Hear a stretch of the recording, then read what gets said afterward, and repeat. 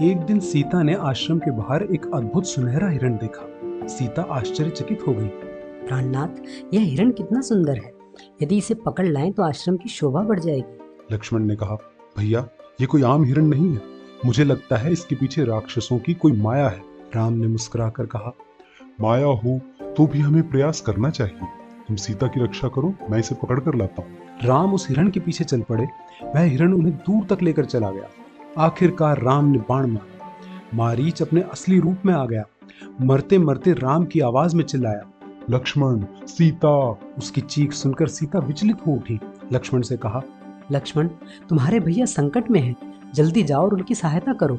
लक्ष्मण ने कहा, भैया का कोई बाल भी बांका नहीं कर सकता, आप निश्चिंत रहें। सीता ने गुस्से में कहा, राम संकट में है और तुम यहाँ खड़े हो।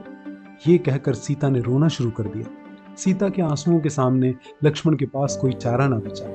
वो राम को ढूंढने चल पड़े। आप नोट करेंगे कि वाल्मीकि रामायण में लक्ष्मण कोई रेखा नहीं खींचते। लक्ष्मण के जाते ही रावण सन्यासी के वेश में वहां आ गया। गेरुए वस्त्र, लंबे बाल, हाथ में छड़ी और जल का कमंडल। रावण ने पहले तो मीठी मीठी बातों से सीता को अपने साथ चलने के लिए तैयार करने की कोशिश की, लेकिन जब वे नहीं मानी तो उन्हें जबरदस्ती अपने पुष्पक विमान में बिठाकर उड़ गया।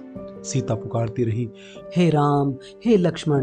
धरती, आकाश, जंगल, पहाड़ सब उनकी पुकार से गूंज उठे। सीता हरण के बाद राम और लक्ष्मण भूखे प्यासे वन वन भटक रहे थे। वे बार बार सीता का नाम पुकारते, लेकिन जवाब में सिर्फ खामोशी मिलती।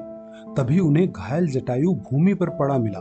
उसके पंख कटे हुए थे, शरीर लहूलुहान था। राम ने उसे देखा और व्याकुल होकर कहा, हे पक्षीराज, किस दुष्ट ने तुम्हारा यह हाल किया? जटायु ने कमजोर स्वर में कहा, राम, रावण नाम का राक्षस सीता को लंका ले गया है।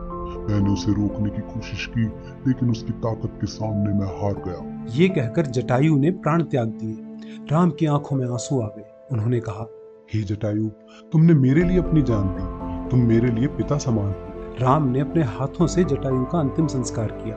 अब रामचंद्र जी को पता चल चुका है कि सीता अपहरण किसने किया है, लेकिन उनके पास न राज्य है न सेना। तो कौन करेगा सीता जी को छुड़ाने में उनकी मदद? देखते हैं अगले कांड।